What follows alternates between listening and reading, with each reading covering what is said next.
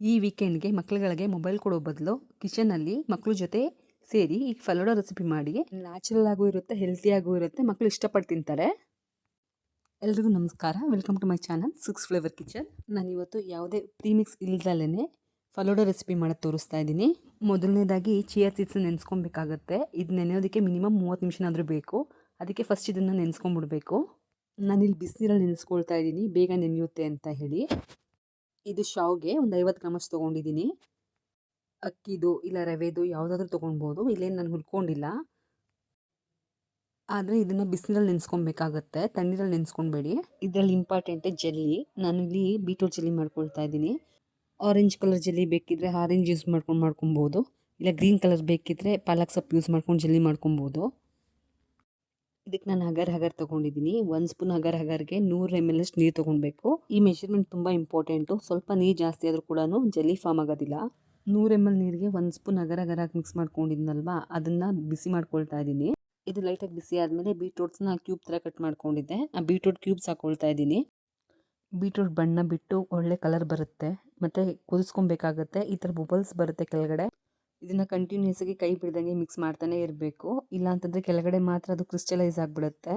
ಅದಕ್ಕೋಸ್ಕರ ಇದನ್ನು ಚೆನ್ನಾಗಿ ಮಿಕ್ಸ್ ಮಾಡ್ತಾ ಇರಬೇಕು, ಗ್ಯಾಸ್ ಆಫ್ ಮಾಡೋವರೆಗೂ. ಬೀಟ್ರೂಟ್ಸ್ ಕ್ಯೂಬ್ ಏನಿದೆ ಅದನ್ನು ನಾನು ಇವಾಗ ತಗೊಳ್ತಾ ಇದ್ದೀನಿ. ತಕ್ಕೊಂಡು ಬರೀ ನೀರು ಮಾತ್ರ ತೊಗೊಳ್ತಾ ಇದ್ದೀನಿ. ಬೀಟ್ರೂಟ್ನ ತುರಿದು ಕೂಡ ಹಾಕೊಬೋದು. ತುರಿದು ಹಾಕೊಂಡಾಗ ನೀವೇನು ಸಪ್ರೇಟ್ ಮಾಡೋ ಅವಶ್ಯಕತೆ ಇಲ್ಲ. ಆ ಬೀಟ್ರೂಟ್ ತುರಿ ಏನಿರುತ್ತೆ ಅದ್ರ ಜೊತೆ ಜೆಲ್ಲಿ ಮಾಡ್ಕೊಬೋದು.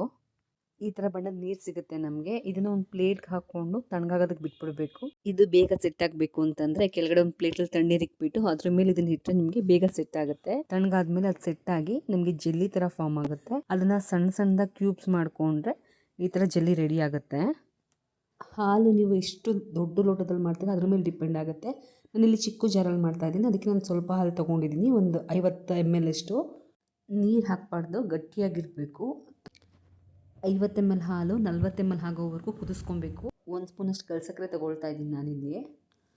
ರೆಗ್ಯುಲರಾಗೆಲ್ಲ ನೀವು ಹೊರಗಡೆ ತಿನ್ನಬೇಕಾದ್ರೆ ಕ್ರೀಮಿ ಕನ್ಸಿಸ್ಟೆನ್ಸಿ ಬರಬೇಕು ಅಂದ್ಬಿಟ್ಟು ಹಾಲು ಪೌಡರ್ ಹಾಕ್ಕೊಳ್ತಾರೆ. ನಾನು ಹಾಲು ಪೌಡರ್ ಬಳಸೋದು ಬೇಡ ಅಂತ ಅಂದ್ಬಿಟ್ಟು ಅವಲಕ್ಕಿ ಪುಡಿ ಮಾಡಿ ಹಾಕ್ಕೊಳ್ತಾ ಇದ್ದೀನಿ 1 ಸ್ಪೂನು. ನಿಮ್ಗೆ ಆ ಟೇಸ್ಟ್ ಬೇಕಂತಂದರೆ ಹಾಲು ಪೌಡರು ಮತ್ತು ಬಾದಾಮ್ ಪೌಡರ್ನ ಮಿಕ್ಸ್ ಮಾಡಿ ಹಾಕೊಬೋದು. ಮೊದಲೇ ಕೇಸರಿ ದಳಗಳು ಒಂದು 3 ನೆನೆಸ್ಕೊಂಡಿದ್ದೆ, ಅದನ್ನು ಹಾಕ್ಕೊಳ್ತಾ ಇದ್ದೀನಿ. ನ್ಯಾಚುರಲ್ ಕಲರ್ ಬರಲಿ ಅಂತ ಅಂದ್ಬಿಟ್ಟು ಕೇಸರಿ ದಳ ಹಾಕ್ಕೊಳ್ತಾ ಇದ್ದೀನಿ. ನೀಟಾಗಿ ಮಿಕ್ಸ್ ಮಾಡಿಕೊಂಡು ತಣ್ಣಗಾಗೋದಕ್ಕೆ ಬಿಟ್ಬಿಡಬೇಕು.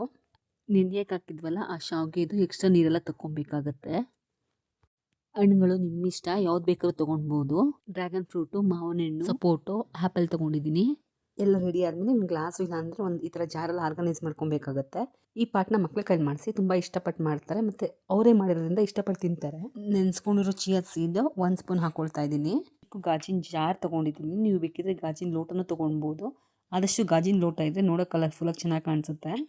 ನೆನೆಸ್ಕೊಂಡಿರೋ ಶಾವಿಗೆ 1 ಸ್ಪೂನ್ ಹಾಕ್ಕೊಳ್ತಾ ಇದ್ದೀನಿ. ಈ ಪಾಟ್ನ ಮಕ್ಕಳಿಗೆ ಮಾಡೋಕ್ಕೆ ಬಿಟ್ಬಿಡಿ, ಏಕೆಂದರೆ ಅವ್ರಿಗೆ ಏನೇನು ಎಷ್ಟೆಷ್ಟು ಬೇಕೋ ಅಷ್ಟೆಷ್ಟು ಹಾಕ್ಕೊಳ್ತಾರೆ. ಕಟ್ ಮಾಡಿರುವಂಥ ಎಲ್ಲ ಹಣ್ಣುಗಳನ್ನ ಹಾಕ್ಕೊಳ್ತಾ ಇದ್ದೀನಿ. ಲಾಸ್ಟಲ್ಲಿ ಹಾಲು ಕಾಯಿಸಿಕೊಂಡಿರ್ತೀವಲ್ಲ ಅದನ್ನು ಹಾಕ್ಕೊಬೇಕಾಗತ್ತೆ. ನೋಡ್ಬೋದು ಹಾಲಿಷ್ಟು ತಿಕ್ಕಾಗಿದೆ. ನಾವು ಹಾಲು ಪೌಡ್ರ್ ಬಳಸ್ದಲ್ಲೂ ಕೂಡ ಮಾಡ್ಕೊಬೋದು. ಇನ್ನೊಂದು ಸ್ವಲ್ಪ ಅಟ್ರಾಕ್ಟಿವ್ ಮಾಡೋದಕ್ಕೋಸ್ಕರ ಅದ್ರ ಮೇಲೆ ಸ್ವಲ್ಪ ಫ್ರೂಟು ಮತ್ತು ಜೆಲ್ಲಿ ಹಾಕ್ಕೊಂಡು ಡೆಕೋರೇಟ್ ಮಾಡ್ಕೊಂಡು ಮಕ್ಕಳ ಜೊತೆ ಸೇರ್ಕೊಂಡು ಈ ಥರ ರೆಸಿಪೀಸ್ ಟ್ರೈ ಮಾಡಿದಾಗ ಒಂದು ಗ್ಯಾಜುಯೇಟ್ ಮುಕ್ತ ಭಾವನಾತ್ಮಕ ಬಂಧಗಳು ಹೆಚ್ಚಿಸುತ್ತೆ. ಅವ್ರು ಇಷ್ಟಪಟ್ಟು ಮಾಡಿರ್ತಾರೆ. ಇಷ್ಟಪಟ್ಟು ಮಾಡಿದಾಗ ತಿಂದಾಗೂ ಕೂಡ ಅಷ್ಟೇನೆ ತುಂಬ ಚೆನ್ನಾಗಿ ಮೈ ಎತ್ತುತ್ತೆ.